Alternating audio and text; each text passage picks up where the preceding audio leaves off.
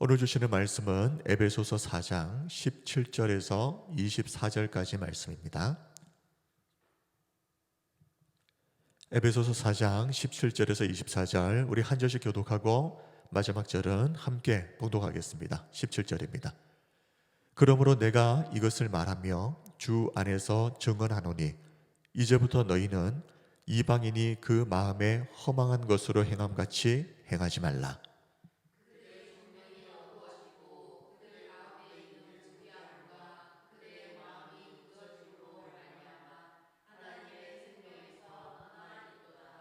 그들이 감각 없는 자가 되어 자신을 방탕에 방임하여 모든 더러운 것을 욕심으로 행하되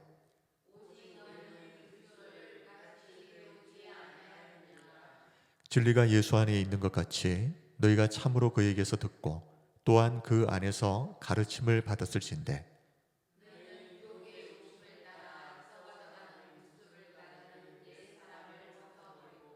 오직 너희의 심령이 새롭게 되어 하나님을 따라 의와 진리의 거룩함으로 지으심을 받은 새 사람을 입으라. 아멘. 오늘은 에베소서 강의 9번째 시간입니다. 다시 옛 사람으로 돌아가려 하는가? 라는 제목으로 말씀을 전하겠습니다. 기독교는 변화의 종교입니다. 예수님을 믿고 나서 아무런 변화도 없다. 그것은 분명 뭔가 이상한 겁니다. 그런데 우리가 예수님을 믿었다고 할지라도 꼭 기억해야 하는 것이 있습니다. 사람은 예수님을 믿고 난 뒤에도 끊임없이 이전의 삶으로 회귀하려고 하는 본성을 가지고 있다는 것입니다. 조금만 방심하면 다시 옛사람으로 돌아가려고 하는 그런 죄된 본성이 있다는 것을 절대 잊지 말아야 됩니다. 오늘 본문에 나오는 에베소의 성도들이 바로 그것을 잘 보여주고 있는데 이 부분에 대해서 살펴보면서 우리 스스로를 잘 돌아보고 점검하는 시간이 되었으면 좋겠습니다. 우리 17절에서 바울은 지금 내가 주 안에서 증언한다 라고 말하고 있습니다. 그러므로 내가 이것을 말하며 주 안에서 증언하노니. 자, 주 안에서 증언한다. 쉬운 성경 번역을 보면 이제 나는 주님의 이름으로 여러분에게 강하게 권고합니다 라고 되어 있습니다. 자, 바울은 그냥 말한다 라고 하지 않고 지금 내가 주 안에서 증언하고 있다 라고 말합니다. 그런데 헬라어를 보게 되면 이 증언한다 보통 마르티레오라는 단어를 사용합니다. 근데 오늘 본문에서는 마르티로마이라고 하는 좀 독특한 단어를 사용하고 있습니다. 신약 성경에서 딱 5번만 사용된 단어입니다. 이 말은 목숨을 건 법정적 선언이다 하는 의미입니다. 자, 이 마르티리오는 단순하게 사실을 증언한다. 이게 마르티리오죠. 근데 단순한 사실을 증언하는 것을 넘어서 내가 증언하고 있는 이 증언에 내 삶과 내 목숨을 걸겠습니다 하는 굉장히 강한 의미를 담고 있는 단어입니다. 자, 누구 안에서 증언한다는 겁니까? 주 안에서. 예수님이 재판장이신 그 법정 앞에서, 주님 앞에서 내 생명, 내 삶, 모든 것을 걸고 내가 지금 증언하고 있다. 그만큼 오늘 본문의 내용이 에베소의 성도들이 반드시 명심해야 할 중요한 내용이다 하는 것을 지금 바울이 강조하고 있는 것이죠. 지금부터 그 내용에 대해서 살펴보겠습니다. 우리 다시 13절을 보시면 17절입니다. 그러므로 내가 이것을 말하며 주 안에서 증언하노니 이제부터 너희는 이방인이 그 마음에 허망한 것으로 행함같이 행하지 말라. 자, 이방인이 허망한 것으로 행함같이, 이 표현은 예수님을 믿기 전 불신자의 영적 상태가 어떠한지를 가장 정확하게 요약한 것이라고 볼 수 있습니다. 허망한 것이라는 표현에서 볼 수 있는 것처럼 인간이 예수님을 믿지 않는 불신자의 상태에서 행한 모든 것들은 허망한 것이다. 헬라어로 마타이오테스, 알맹이도 없고 결과도 없고 그래서 무익함 그 자체. 수고는 수고대로 했는데 그것이 다 헛된 수고다 라는 말입니다. 영원하지도 않고 안개처럼 곧 사라져버릴 것에 자신의 모든 것을 쏟아붓고 살아가는 이 인간의 어리석은 모습이 바로 불신자의 상태, 허망한 상태라고 표현하고 있는 것이죠. 전도서 2장 11절을 보면 솔로몬이 노년에 자신의 삶을 회고하면서 이렇게 말합니다. 내 손으로 한 모든 일과 내가 수고한 모든 것이 다 헛되어 바람을 잡는 것이며 해 아래에서 무익한 것이로다. 영원하지 않은 것을 위해서, 쓸데없는 것을 위해서 자신의 인생을 쏟아부었던 것이 얼마나 어리석은 선택이었는가 하는 것을 지금 후회하고 반성하고 있는 겁니다. 근데 안타깝게도 솔로몬 같은 사람이 그 사실을 늙어서야 깨닫습니다. 참 안타까운 일이 아닐 수가 없죠. 자, 바로 이 불신자의 상태가 이런 허망한 것을 위해서 자신의 모든 것을 쏟아붓는 그런 상태다. 그리고 18절 19절을 보면 예수님을 믿기 전 이 인간이 얼마나 절망적인 상태였는지에 대해서 좀 더 구체적으로 4가지로 말하고 있습니다. 그들의 총명이 어두워지고 그들 가운데 있는 무지함과 그들의 마음이 굳어짐으로 말미암아 하나님의 생명에서 떠나 있도다. 그들이 감각 없는 자가 되어 자신을 방탕에 방임하여 모든 더러운 것을 욕심으로 행하되. 자, 여기서 그들의 총명이 어두워졌다 하는 것은 단순히 지능이 떨어졌다는 것이 아니죠. 영적인 분별력과 진리를 인식하는 기능을 잃어버렸다는 것입니다. 무엇이 옳고 무엇이 그런지를 모르는 상태였습니다. 그리고 그들 가운데 있는 무지함과 그들의 마음이 굳어짐으로 말미암아 어떻게 되었다고요? 하나님의 생명에서 떠나 있다 그랬습니다. 무지하다, 헬라어로 아그노이아, 지식의 부재, 내가 뭘 배우지 못해서 몰랐다, 이게 아닙니다. 여기서 말하는 아그노이아는 알 수 있는 충분한 기회가 주어졌음에도 불구하고 스스로 눈을 가려버리고 알기를 거부한 것입니다.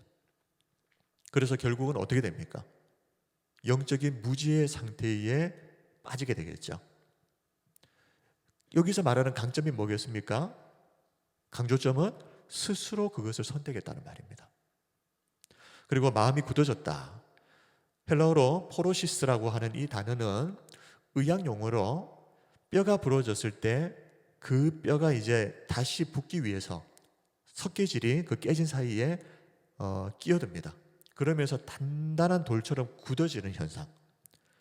그리고 피부에 아주 두꺼운 굳은 살이 박혀서 아무런 감각을 느끼지 못하는 그런 상태를 굳어졌다, 포로시스라고 합니다. 자, 그런데 뼈가 부러지고 나서 보통 다시 붙게 되면 예전보다 더 강하게 붙는다 하는 것을 아시죠?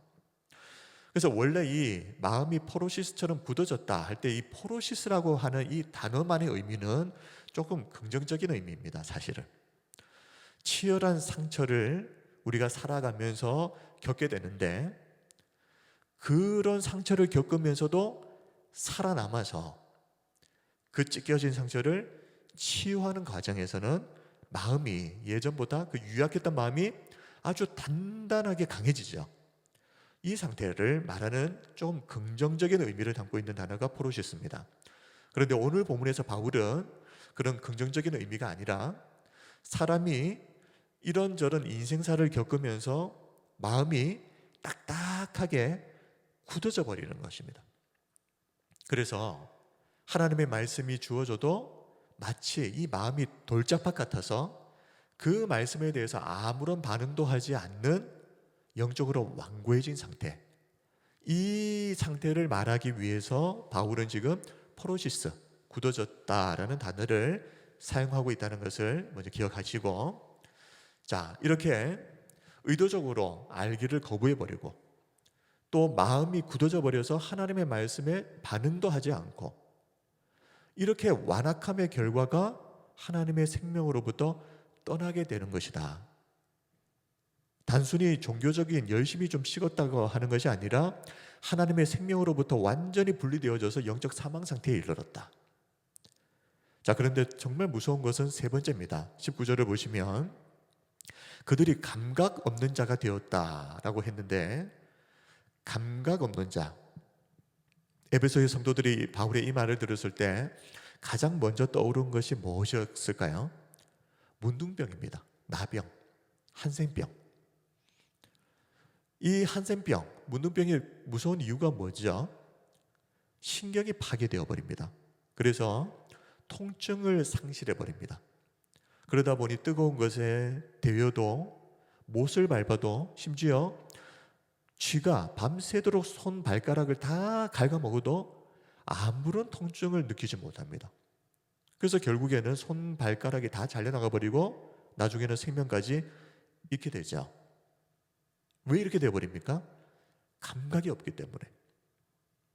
바울은 바로 이것이 예수님을 믿기 전 불신자의 상태라고 지금 말하고 있는 겁니다. 영적인 감각이 없는 사람. 그래서 참고로 디모데전서 4장 2절을 보면 영적 감각이 없는 자, 오늘 본문에서 나오는 말과 비슷한 표현이 나오는데 자기 양심에 화인을 맞았다 하는 표현이 나오죠. 자기 양심이 화인을 맞아서 외식함으로 거짓말하는 자들이라. 자, 화인이라고 하는 것은 잘 아시죠? 노예 또 가축에게 이것은 내 소유다 하는 것을 알리기 위해서 절대 지워지지 않도록 불도장을 찍어버리는 겁니다. 불에 달군 인두로 피부를 이렇게 지져버리게 되면 그 부위의 신경세포가 다 죽어버리겠죠. 그래서 아픔이나 감각을 그 부분이 느끼지 못하게 됩니다.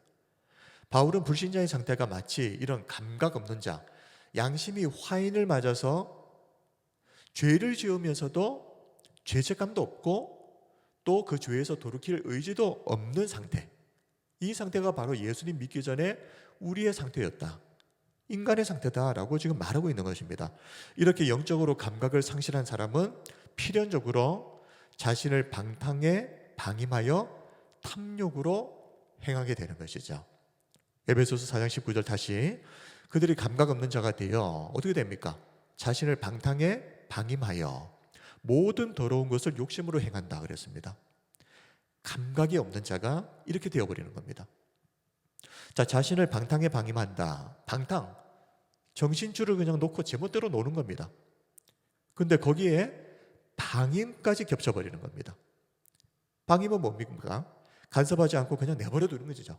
어떻게 되든지 말든지 그냥 내버려 두는 겁니다. 이렇게 되어버리면 사람의 인생은 마치 브레이크가 고장난 자동차처럼 통제를 못하는 겁니다.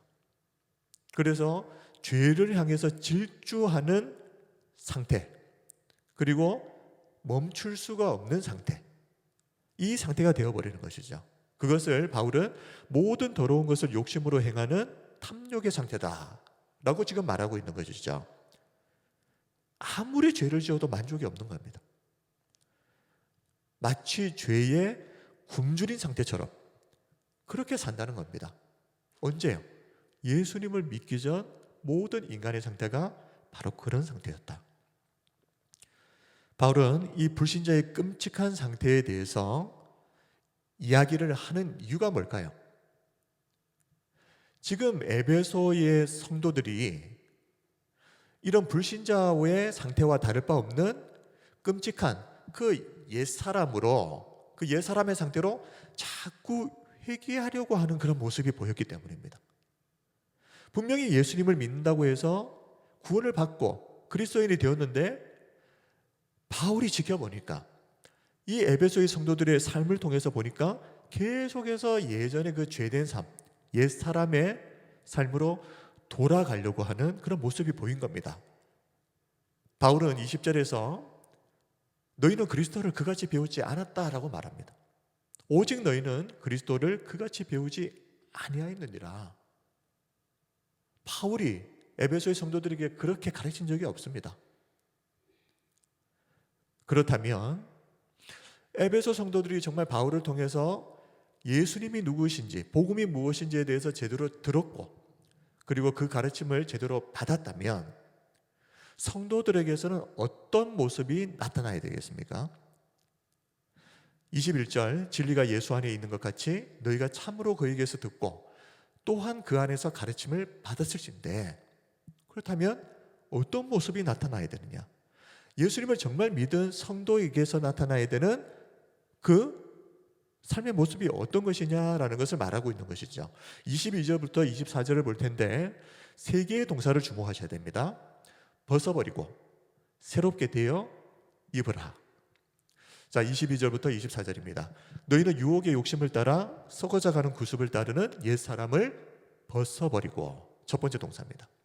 23절 오직 너희의 심령이 새롭게 되어, 두 번째 동사. 그리고 24절 하나님을 따라 의와 진리의 거룩함으로 지으심을 받은 새 사람을 입으라, 세 번째 동사입니다. 벗어버리고 새롭게 되어 입으라. 자, 이 세 동사를 집중적으로 이렇게 주목해서 이제 살펴보겠습니다. 이 세 가지죠. 옛 사람을 벗어버리라. 22절 다시 읽어드립니다. 너희는 유혹의 욕심을 따라 썩어져가는 구습을 따르는 옛 사람을 벗어버리라 그랬습니다. 바울은 우리가 벗어버려야 할 그 옛 사람이 어떤 사람이냐? 유혹의 욕심을 따라 썩어져가는 구습을 따르는 삶을 사는 사람, 그것을 벗어버려야 된다는 겁니다. 자, 구습, 말 그대로 과거의 생활 방식입니다. 자, 근데 아나스트로페, 이 구습이라고 하는 말은 그냥 어쩌다가 한 번씩 그냥 이렇게 행하는 버릇, 그 정도가 아니라 과거의 그 사람의 인생 전체를 아우르는 가치관, 그 사람의 삶의 방식, 이 전부를 말합니다. 그러니 예전에 예수님 믿기 전에 그 조금 나빴던 생활 습관 하나 고치라, 이 말이 아닙니다. 지금 옛사람을 벗어버리라는 것은 예수님을 믿기 전에 과거에 자신이 가지고 있었던 모든 생활 방식, 가치관, 심지어 정체성, 이 모든 것들을 과감하게 벗어버려야 된다. 자, 이 내용을 좀 더 분석하자면 여기에 유혹의 욕심이라는 말이 나오죠. 자, 원어를 보면 속임수에서 비롯된 욕망들이라는 뜻입니다. 자, 속임수, 욕망. 자, 그런데 하와를 찾아온 사단이 하와에게 이렇게 말하죠. 이 선악과만 먹으면 하나님처럼 될 수 있다. 그런데 이 말은 속임수였습니다. 그런데 하와가 죄를 짓게 된 가장 결정적인 이유가 무엇이었습니까? 시작은 속임수로부터 시작이 되었지만 결정적인 선택을 한 결정적인 이유는 욕망이죠. 하나님이 되고자 했던 하와의 욕망. 그래서 이 유혹의 욕심은 속임수에서 비롯된 욕망들. 그 욕망 때문에 하와는 하나님의 말씀을 버리고 사탄의 말을 선택하게 됩니다. 그런데 그 결과가 무엇이었습니까? 하나님이 된 것이 아니라 죄인으로서 죽게 되었다. 그런데 여기에서 제가 강조하고 있는 부분이 어떤 부분인지 아시겠죠? 사탄을 향해서 탓할 게 아닌 겁니다. 왜 네가 나를 속였느냐? 왜 네가 나를 속임수로 속였느냐? 너 때문에 이렇게 됐다. 그게 아닙니다. 시작은 사탄의 속임수로부터 시작되었지만 실제로 그것을 선택했던 진짜 이유는 인간의 욕망 때문이었습니다. 그래서 죄인으로서 죽게 된 것이죠. 이렇게 사탄의 속임수 그리고 인간의 더러운 욕망이 결합되어져 있는 이 상태, 이 상태가 우리가 예수님을 믿기 전에 옛사람의 상태, 유혹의 욕심을 따라 썩어져가는 구습을 따르던 옛사람의 상태였다 하는 겁니다. 바울은 에베소 성도들을 향해서 너희들이 정말 예수 그리스도를 제대로 배웠다면, 정말 제대로 복음을 믿고 그 복음을 받아들였다면 옛사람을 벗어버려야 된다는 겁니다. 벗어버리되 확실하게, 과감하게 벗어버려야 됩니다. 그리고 절대 그 옛사람으로 다시 돌아가서는 안 된다.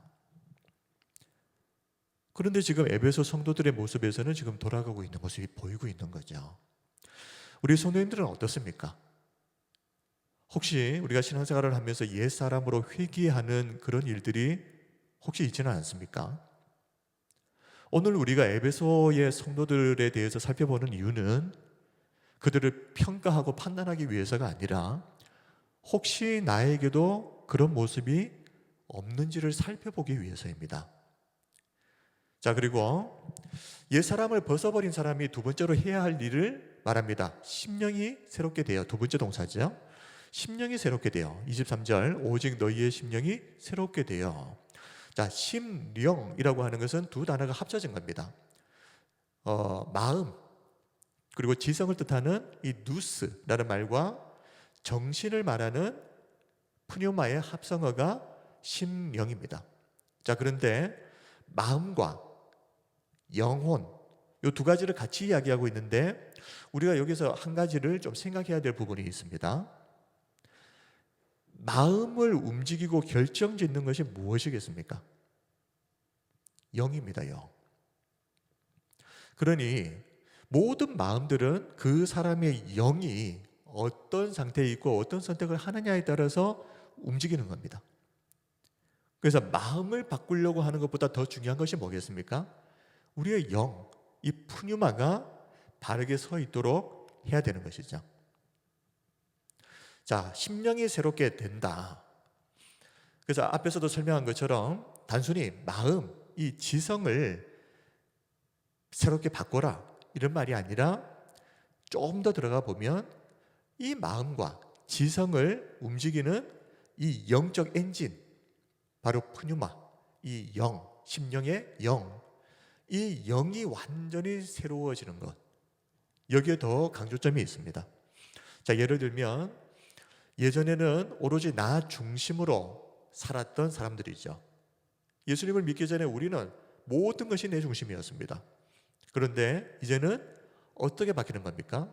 우리의 영이 성령을 주인으로 모시는 상태로 바뀌는 겁니다.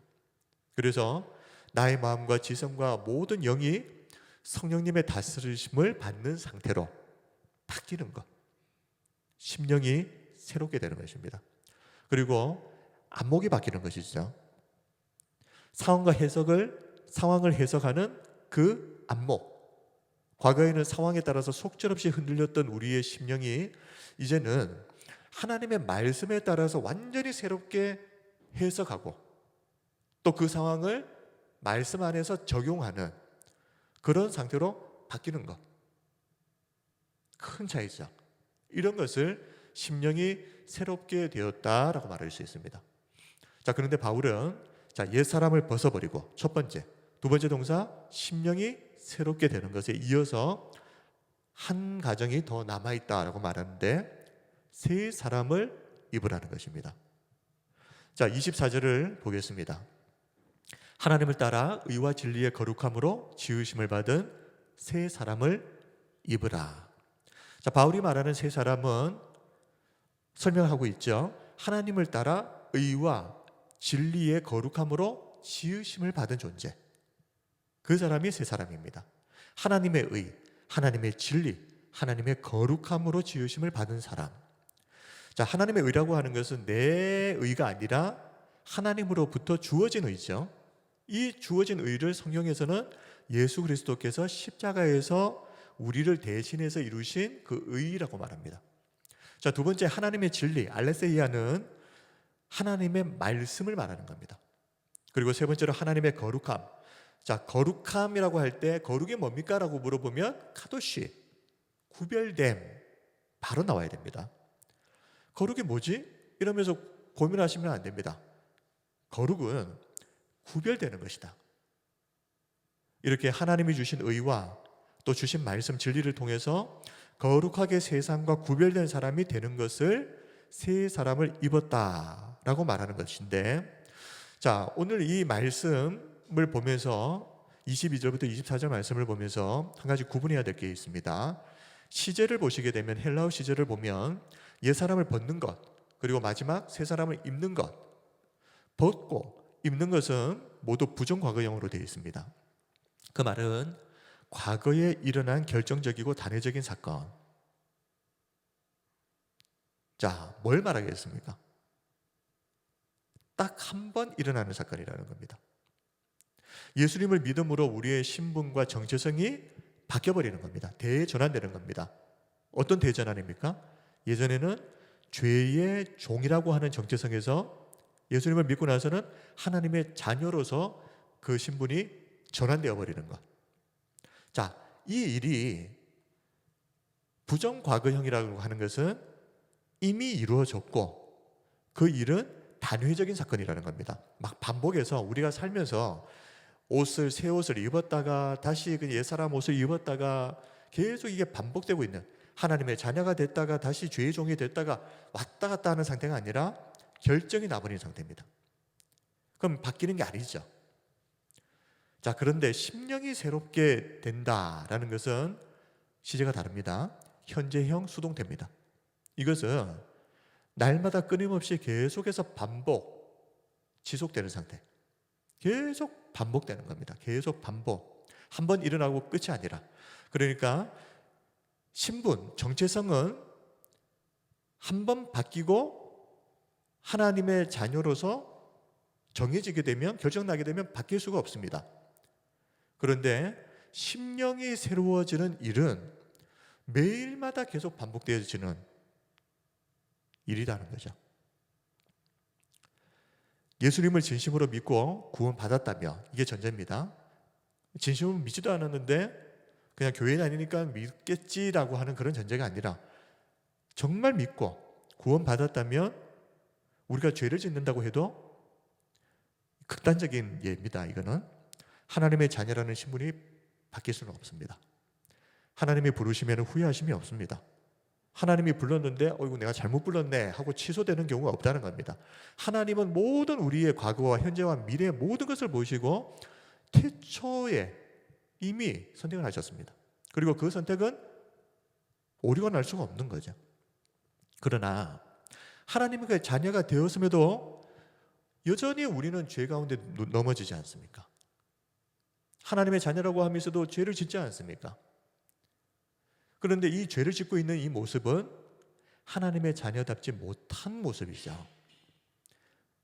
하나님의 자녀에 어울리지 않는 모습. 그래서 뭘 하는 겁니까? 회개를 하는 겁니다. 우리가 구원에서 떨어질까 봐 회개하는 것이 아니라 하나님 자녀로서 하나님 자녀답게 살지 못하고 있는 모습 때문에 회개를 해서 어떻게 하는 겁니까? 다시 하나님의 자녀다움으로 돌아가는 겁니다. 이 과정은 우리가 평생 살아가는 동안 계속해서 반복되는 과정이라는 말입니다.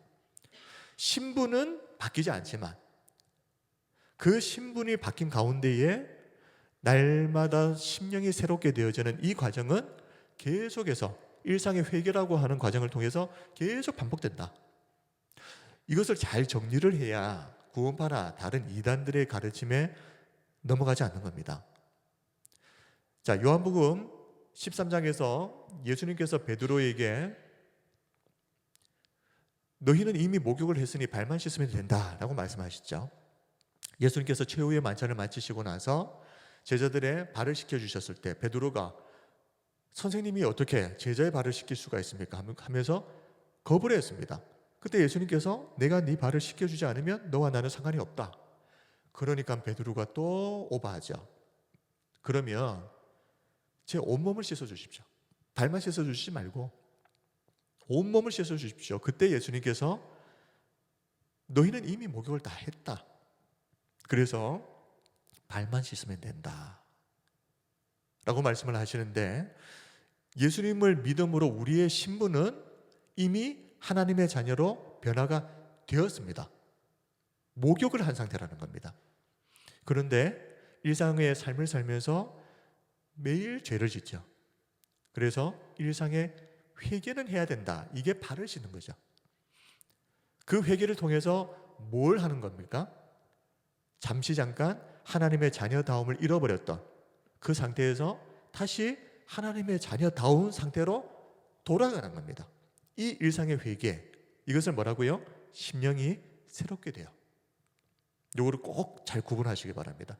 자, 지금까지 옛 사람으로 회개하려고 했던 이 징후가 에베소의 성도들에게 보였고, 이 성도들을 향해서 바울은 너희들이 영적 정체성이 무엇인지 다시 한번 확인해 봐라. 너희들은 죄의 종이냐 아니면 이제 예수님을 믿고 하나님의 자녀가 되었느냐? 그런데 왜 다시 죄의 종의 모습으로 돌아가려고 하느냐? 이 말을 하고 있는 거죠. 그런데 에베소의 성도들이 이런 모습을 보였던 것은 그들이 살았던 이 에베소라고 하는 도시의 환경적인 특성과도 무관하다고는 말할 수가 없습니다. 환경이 딱 죄짓기 좋은 환경이었다는 겁니다. 에베소는 세계 7대 불가사의 중 하나로 꼽히는 거대한 신전 아데미 신전이 있던 도시입니다. 그래서 수많은 사람들이 이 아데미 신전을 보기 위해서 여행객들이 몰려오는 것입니다. 그래서 에베소의 수많은 사람들이 이 우상 아데미와 관련된 일, 예를 들면 은장식들이 아데미 은 모형을 만들어 가지고 관광객들에게도 팔고 아데미 사람들에게도 팔고 그 에베소 사람들에게도 팔고 하면서 많은 사람들이 이 아데미와 관련된 일로 생업을 유지를 합니다. 그런데 신전에는요, 히에로돌로이라고 하는 그 수천 명의 여사제들이 있었는데, 이 여사제들이 아데미 신전에서 하는 일이 뭐겠습니까? 종교를 명목으로 거기에서 매춘 행위를 하는 겁니다. 그런데 로마 황제도 더 많은 세금을 거두기 위해서 이 에베소 지역의 매춘을 그냥 합법적으로 또 허용을 해버렸네요. 그러다 보니 이 에베소라고 하는 도시 전체는 늘 음란한 제사 행위와 매춘을 통한 도덕적 타락으로 가득한 도시가 될 수밖에 없는 겁니다. 아침에 일어나서 하루 종일 보는 게 그런 겁니다. 예전에 사역했던 교회 중에 이런 교회가 있었습니다.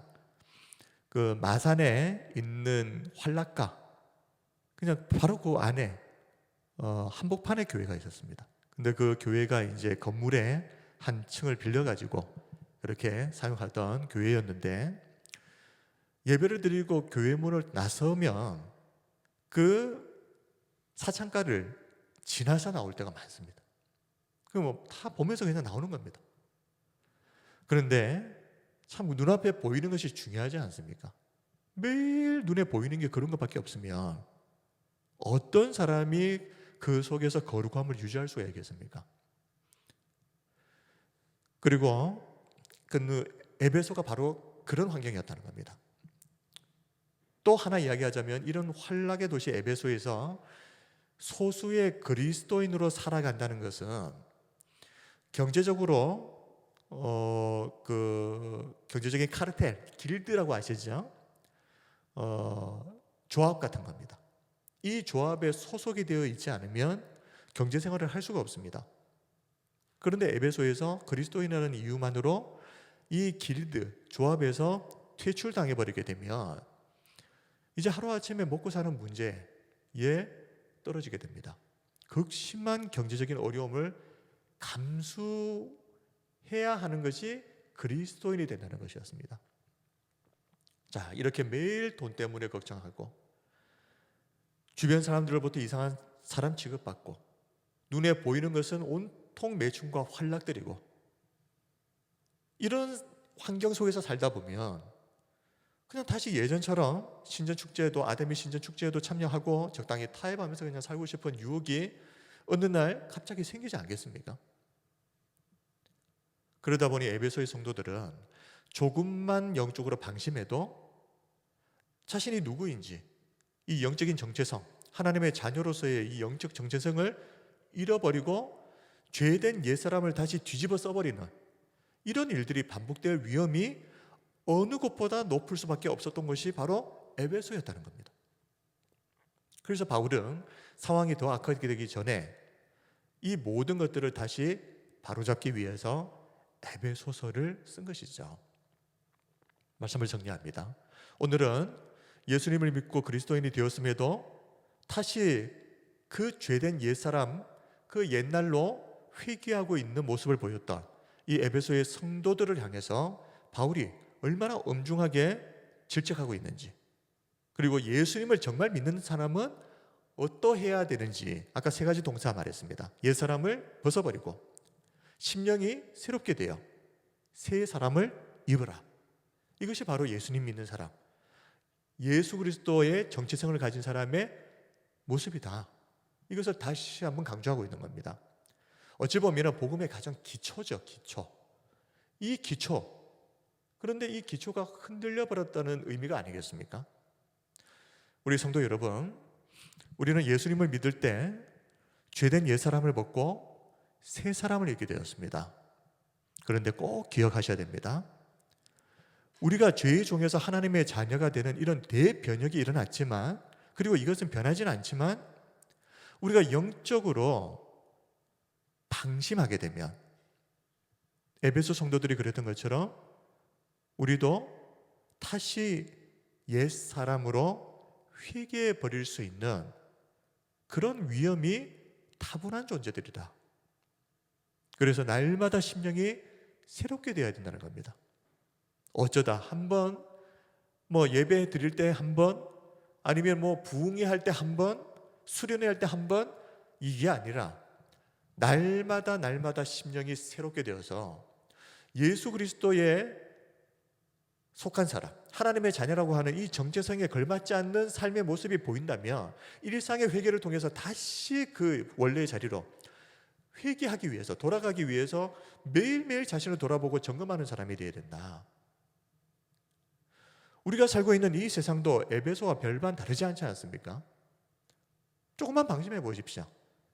우리도 영적 정체성을 잃어버리기 쉽고 죄짓기 딱 좋은 그런 환경입니다.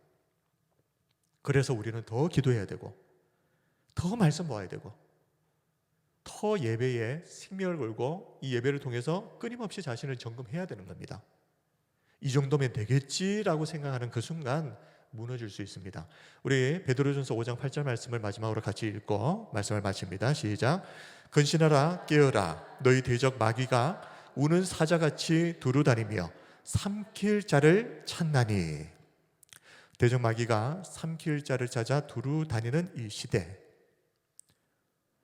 혹시 영적 긴장감이 느슨해졌다면 오늘을 기점으로 다시 재정비하시기 바랍니다.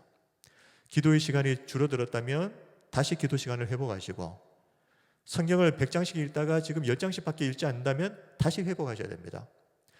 예전처럼 예배에 생명을 걸지 않고 있다면 다시 한번 생각해 보셔야 됩니다. 그렇게 해가지고 과연 내가 이 세상 속에서 하나님 자녀로서의 그 정체성을 잘 지켜나갈 수 있을까?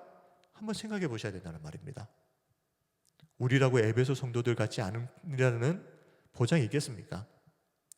그래서 오늘 주시는 이 말씀을 통해서 다시 한번 우리 자신들을 하나하나 꼼꼼히 한번 재점검해 보시고, 내 기도 생활, 말씀 생활, 예배 생활, 또 삶의 영역에서 내가 하나님 자녀답게 살고 있는지를 하나하나 꼼꼼히 잘 점검해 보시고, 작은 죄도 용납하지 않는 이 영적 민감함, 이것을 통해서 하나님의 기쁨과 자랑이 되는 우리 모든 성도님들이 되시기를 주님의 이름으로 축원합니다. 아멘. 우리 함께 기도하겠습니다.